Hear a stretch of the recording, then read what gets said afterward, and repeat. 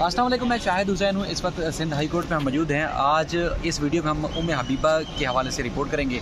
उम्मे Habiba की वालदा हमारे साथ मौजूद हैं। छुट्टी आज ख़त्म हुई है और उसके बाद फिर अदालती अमूर जो दफातर हैं वो खुले हैं, लेकिन उसके बाद चूँकि तातीलात के दौरान इनको अपनी बेटी की खबर नहीं मिल सकी, तो आज जैसे ही वर्किंग डे स्टार्ट हुआ तो आज एक बार फिर वही सरकारी दफ्तरों के चक्कर काटना, अदालतों के चक्कर काटना और बच्ची की खैर खबर लेने के लिए मारी मारी फिर रही हैं। आज एक बार फिर अदालतों में आई हुई है। तो ये बताएं कि पिछली दफ़ा आपके शोहर आपके साथ थे, वो कहाँ हैं? जी, अभी अल्ताफ़ कोसो साहब से मुलाकात होगी, अभी आ रहे हैं वो, तो उन्हीं का इंतज़ार हो रहा है। तो अभी मैडम शैला रज़ा के ऑफिस गई थी, अभी उनसे मुलाकात हुई है। तो मेरे शोहर इस केस में जो है ना मुलविस है। कैसे, मतलब वो कैसे मुलविस है? उनमें ये है कि पहले तो ठीक था, बात तो उनकी शुरू से ही चल रही थी उनसे, तो नंबर भी थे, मतलब जो मुझे कॉलें आती थी तो ये नंबर ले लेते थे मुझसे, तो बात भी होती थी। तो अब कुछ दिनों से बहुत ज़्यादा बदले हुए लग रहे हैं। मुझे ये नहीं आ रहा है इन्होंने जादू किया है क्या किया, मेरे कुछ समझ में नहीं आ रहा है। तो कुछ दिनों से बहुत ज़्यादा बदले हुए थे। अच्छा, इनकी ये प्लानिंग थी कि अब्दुल्ला जो लड़का है, मुल्जिम अब्दुल्ला, वो यहाँ जो है ना आ रहा है कराची में, मुझे नहीं पता था। तो उनकी वालिदा का रोते रोते जो है ना मुझे फ़ोन आया, उनकी जो वालिदा है नौरीन अकबर, उनका फ़ोन आया, आप मेरे बेटे को गिरफ़्तार नहीं करवाइएगा, आपको जो है आपके बच्चों की कसम है, आपके शोहर की कसम है, आपकी बेटी की कसम है। मैंने कहा चलें ठीक है, आप फिर अपने बेटे को भेज दीजिएगा, क्योंकि मैंने समझा ये थोड़ी भेजेंगे, ना ये गिरफ़्तारी देगा ना ही आएगा, तो आप भेजें। तो वो लड़का आया है, मैं मतलब सुबह मेरे शोहर ने बोला मैं आ रहा हूँ, मुझे नहीं बताया कि अब्दुल्ला हमारे घर आ रहा है। तो कहने लगे मैं जो ना बर्फ़ लेके आ रहा हूँ, सुनो। मैंने बोला ठीक है आप लें। जब मुझे पता चला, कहने लगे सुनो दुपट्टा ले लो और जो ना अब्दुल्ला आया है। मैंने कहा कौन सा अब्दुल्ला? बोला वही लाहौर वाला अब्दुल्ला आया है। मैंने बोला अच्छा।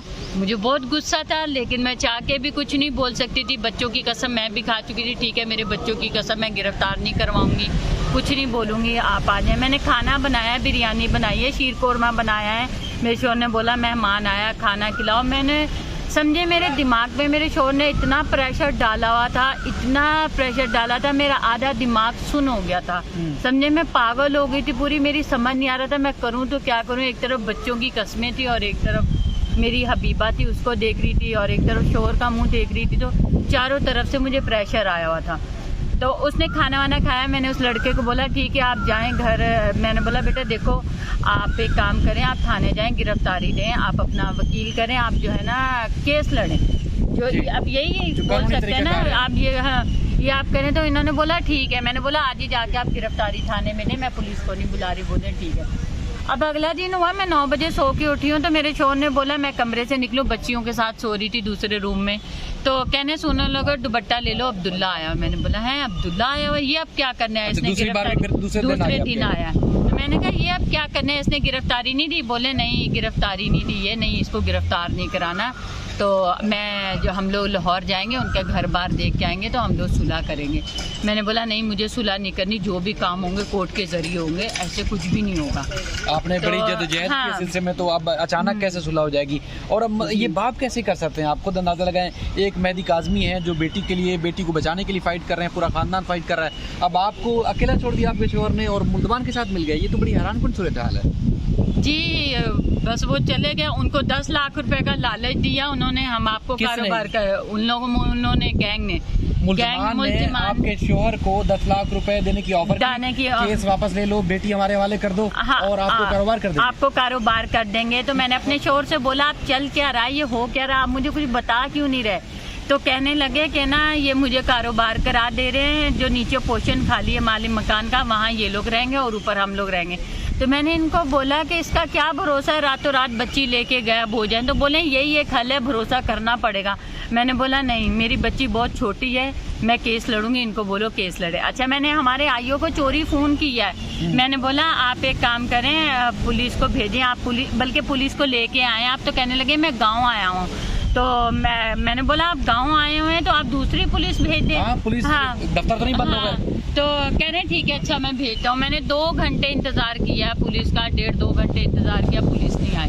फिर उसके बाद मैंने हमारे अल्ताफ़ कोसो साहब है उनको फ़ोन किया, वकील को, छोटे वकील को फ़ोन किया है। तो उन्होंने आईओ को खुद फ़ोन किया है कि भाई आप मुलजिम अब्दुल्ला को गिरफ्तार करो। हाँ, वो कराची आया हुआ है, पुलिस को ये ढूंढने का बहाना भी नहीं, अब तो उनके हाथ में हाँ, आके मैंने बहुत चोरी मुश्किलों से फ़ोन किया था क्योंकि मेरे शौहर ने मुझ पे नज़र रखी हुई थी। जी। तो अब मुझे ये नहीं पता थाने से फ़ोन आया कहाँ से मेरे शौहर को या उस अब्दुल्ला को फ़ोन आया है कि आप घर में बैठे हैं, और वो सब छोड़ छाड़ के सब भाग गए। परसों तकरीबन तो आपके परसों से आपके शौहर भी घर पे नहीं है, मुल्ज़मान के साथ मिलके चले गए, लाहौर चले गए। और जाते जाते ये बोल के गए कि मैं चलो हम लोग लाहौर चलते हैं, और अभी तक मुझे नहीं पता मेरा शौहर कहाँ है कहाँ नहीं। उल्टे सीधे एक तरफ बेटी का दुख गम वो अलग आप सह रही हैं, दूसरे शौहर आपको ये तकलीफ दे के चले गए, और आज फिर आप अदालतों के चक्कर काट रही हैं।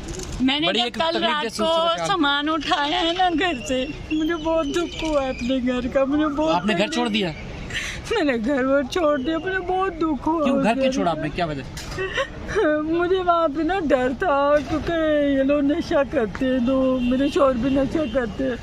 मुझे डर था कि ना मेरी जान को खतरा, मेरी बच्चियों को खतरा, तो मैं वहाँ अकेली थी, वहाँ मेरा कोई भी नहीं था। अच्छा, एक शौहर के बहाने उस घर में रहती थी, वो भी जब चले गए तो मैं यहाँ रह के क्या करूँगी।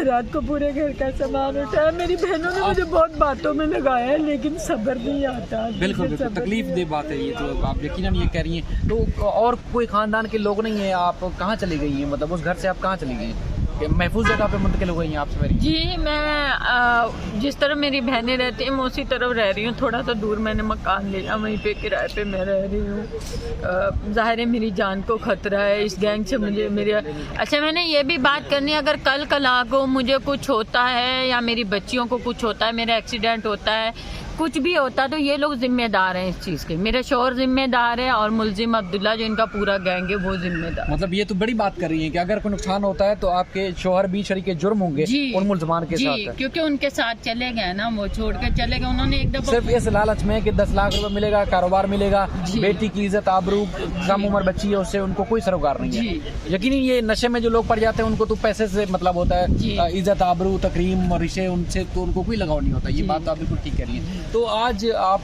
दफातर में घूम रही हैं, अदालतों में चक्कर काट रही हैं, तो क्या वो महसूस हुआ? बच्ची आपकी कहाँ है, बच्ची से मुलाकात हुई आपकी? मैं बच्ची से मेरी बात नहीं हो रही, मेरे शौहर बात करवा रहे हैं उन्हीं लोगों से। ज़ाहिर है वो बाप था, बात करता था। तो परसों जब वो मुलजिम आया है घर में तो इन्होंने मुझसे भी बात कराई है, मुलजिम से भी बात कराई है, और मेरी छोटी बेटी की भी बात हुई है। तो मेरे शौहर करवा रहे, मेरी बेटी से मेरी बात नहीं हो पा रही क्योंकि जहाँ मेरी बच्ची को शेल्टर रूम में छोड़ा है तो वहाँ पे मेरे शौहर का नंबर था, ज़्यादातर मुझसे बात नहीं करवाई जा रही, उन्हीं की बात हो रही है। ठीक है, चलें, आपका बहुत शुक्रिया। देखें, ये इनकी दुख भरी दास्तान आपने सुनी कि एक माँ जिसको कोई और सहारा नहीं है, शौहर का एक सहारा, नाम का सहारा था, वो भी मुल्ज़मान के साथ मिल गए। तो इससे बड़ी तकलीफ दे और क्या सूरत हाल होगी कि एक माइनर बच्ची जिसको बचाने के लिए माँ इतनी जद्दोजहद कर रही है, उसके बाद फिर शौहर भी चले गए। तो हम इसी प्लेटफार्म के ज़रिए से शैला रज़ा साहिबा जो कि भरपूर ताउन उन्होंने किया वो, और उसके बाद फिर सिंध पुलिस खासतौर पर IG सिंध, इनको ना सिर्फ तहफ़्फ़ुज़ फराहम करेंगे बल्कि जो कानूनी पेचीदगियाँ हैं जिनके बारे में इनको भी नहीं पता वो भी दूर करेंगी, और ख़ासतौर पर इनको सपोर्ट करेंगे कि इनकी बेटी से जो कि बाप जो है मुल्ज़मान से रब्ता करवा के उनको जो है उनसे सुलह सफाई करने की कोशिश कर रहा है। तो ये ना सिर्फ गैर कानूनी होगा बल्कि ये इखलाकी तौर पर भी ये बहुत ज़्यादा नुकसान देगा इस माँ को जो मुसलसल जदोजहद कर रही है कि अपनी बेटी को बचाया जाए। उम्मीद है कि शैला रज़ा साहिबा की जो महकमा है वो और सिंध पुलिस इनसे ज़रूर ताउन करेगा। मज़ीद इस सिलसिले में आपके साथ जो अपडेट्स का सिलसिला है वो जारी रखेंगे। अल्लाह हाफ़िज़।